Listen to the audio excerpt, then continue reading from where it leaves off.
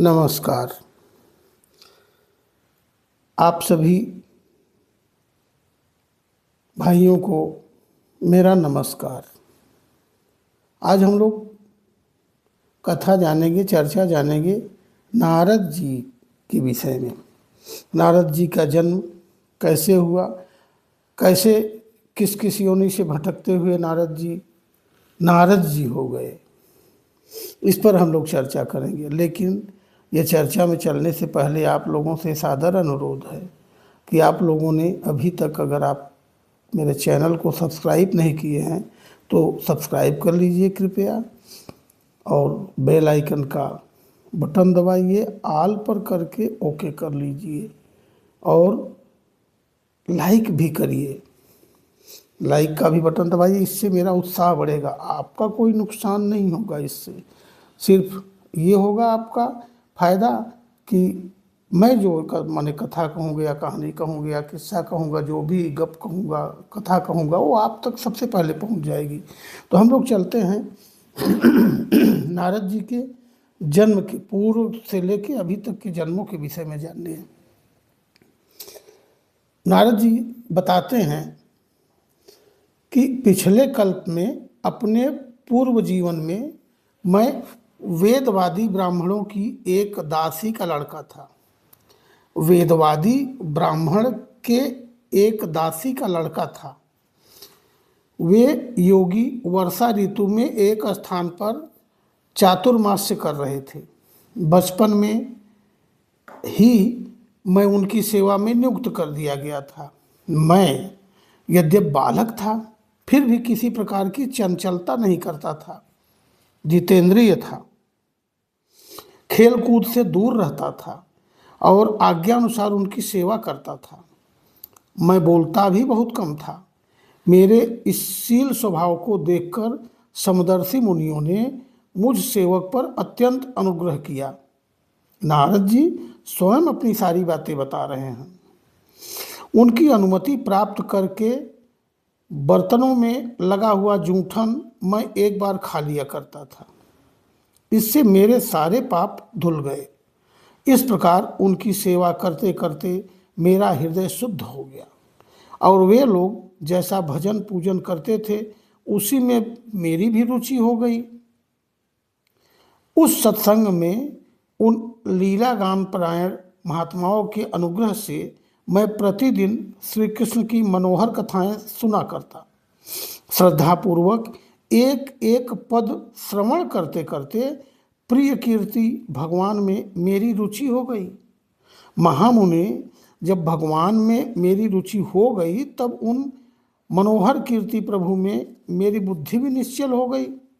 उस बुद्धि से मैं इस संपूर्ण सत और असत रूप जगत को अपने परम ब्रह्म स्वरूप आत्मा में माया से कल्पित देखने लगा।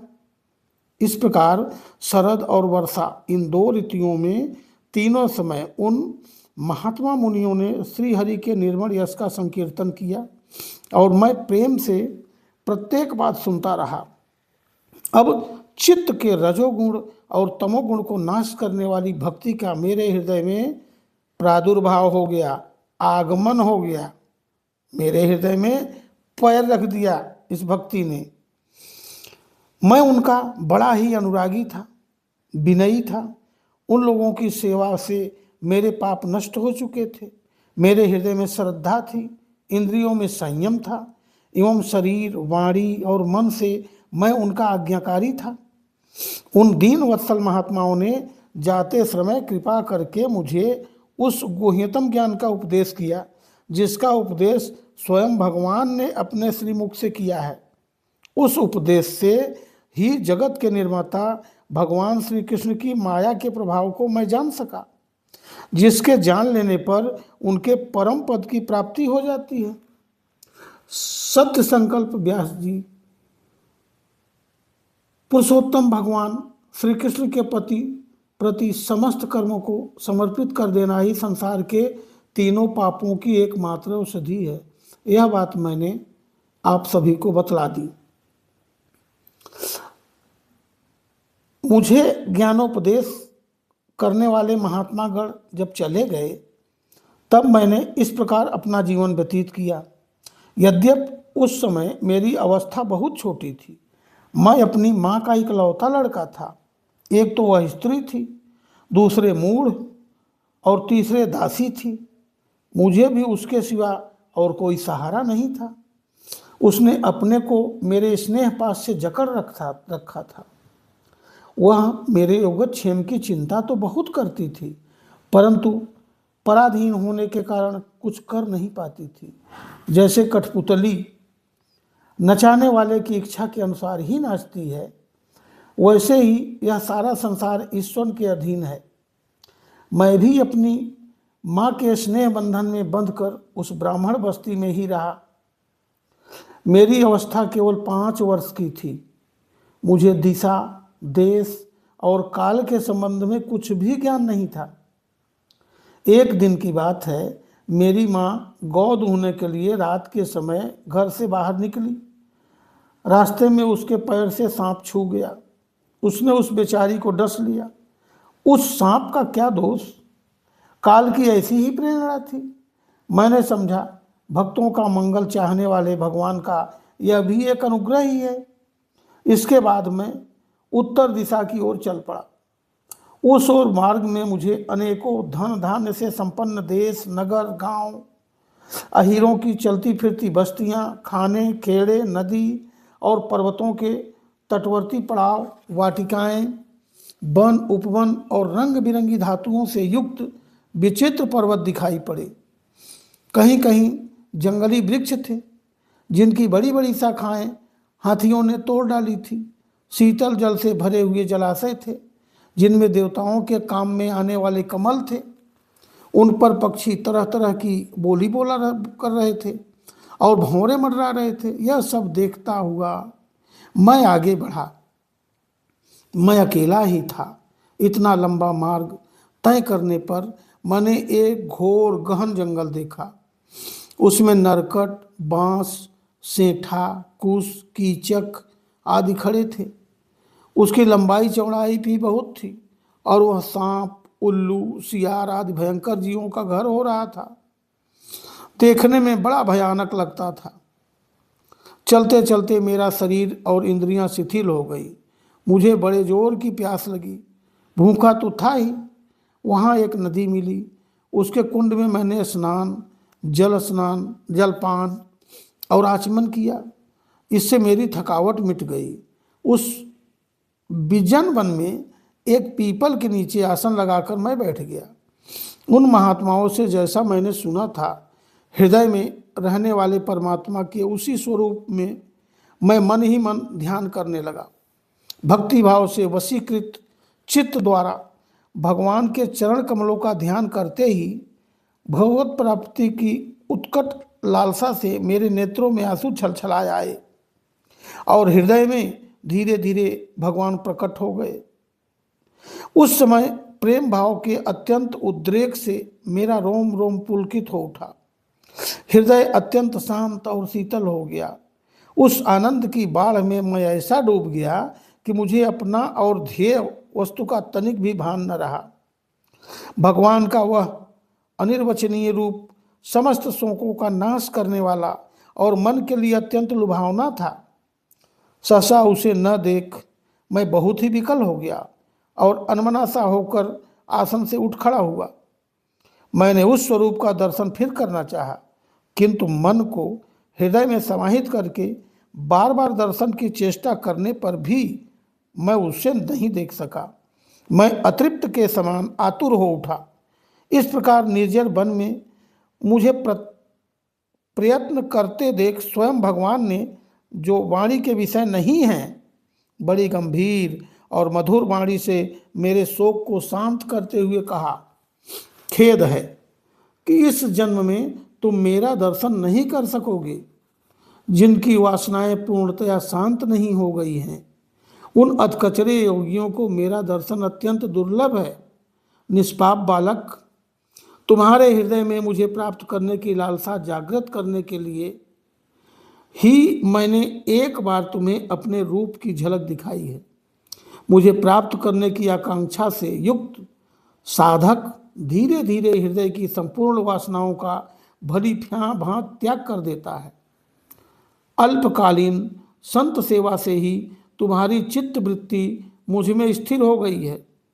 अब तुम इस प्राकृत मलिन शरीर को छोड़कर मेरे पार्षद हो जाओगे। मुझे प्राप्त करने का तुम्हारा यह दृढ़ निश्चय कभी किसी प्रकार नहीं टूटेगा। समस्त सृष्टि का प्रलय हो जाने पर भी मेरी कृपा से तुम्हें मेरी स्मृति बनी रहेगी। आकाश के समान अव्यक्त सर्वशक्तिमान महान परमात्मा इतना कहकर चुप हो रहे। उनकी इस कृपा का अनुभव करके मैंने उन श्रेष्ठों से भी श्रेष्ठतर भगवान को सिर झुकाकर प्रणाम किया। तभी से मैं लज्जा संकोच छोड़कर भगवान के अत्यंत रहस्यमय और मंगलमय मधुर नामों और लीलाओं का कीर्तन और स्मरण करने लगा। स्पृहा और मद मत्सर मेरे हृदय से पहले ही निवृत्त हो चुके थे। अब मैं आनंद से काल की प्रतीक्षा करता हुआ पृथ्वी पर विचरने लगा। इस प्रकार भगवान की कृपा से मेरा हृदय शुद्ध हो गया, आसक्ति मिट गई और मैं श्री कृष्ण परायण हो गया। कुछ समय बाद जैसे एकाएक बिजली कौंध जाती है, वैसे ही अपने समय पर मेरी मृत्यु आ गई। मुझे शुद्ध भगवत पार्षद शरीर प्राप्त होने का अवसर आने पर प्रारब्ध कर्म समाप्त हो जाने के कारण पंच भौतिक शरीर नष्ट हो गया। कल्प के अंत में जिस समय भगवान नारायण एकारणव माने प्रलयकालीन समुद्र में जल में शयन करते हैं, उस समय उनके हृदय में शयन करने की इच्छा से इस सारी सृष्टि को समेटकर ब्रह्मा जी जब प्रवेश करने लगे, तब उनके श्वास के साथ मैं भी उनके हृदय में प्रवेश कर गया। 1,000 चतुर्युगी 1000 चारों युग जब तक 1000 बार बीता, तब ब्रह्मा जागे और उन्होंने सृष्टि करने की इच्छा की।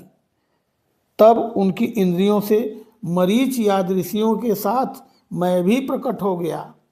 तभी से मैं भगवान की कृपा से वैकुंठादि में तीनों लोकों में बाहर और भीतर बिना रोक टोक विचरण किया करता हूँ।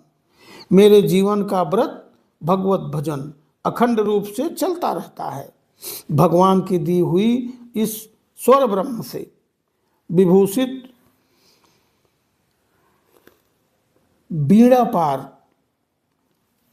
वीणा पर तान छेड़कर मैं उनकी लीलाओं का गान करता हुआ सारे संसार में विचरता हूँ। जब मैं उनकी लीलाओं का गान करने लगता हूँ, तब वे प्रभु जिनके चरण कमल समस्त तीर्थों के उद्गम स्थान हैं और जिनका यशोगान मुझे बहुत ही प्रिय लगता है, बुलाए हुए की भांति तुरंत मेरे हृदय में आकर दर्शन दे देते हैं। जिन लोगों का चित्त निरंतर विषय भोगों की कामना से आतुर हो रहा है, उनके लिए भगवान की लीलाओं का कीर्तन संसार सागर से पार जाने का जहाज है। यह मेरा अपना अनुभव है।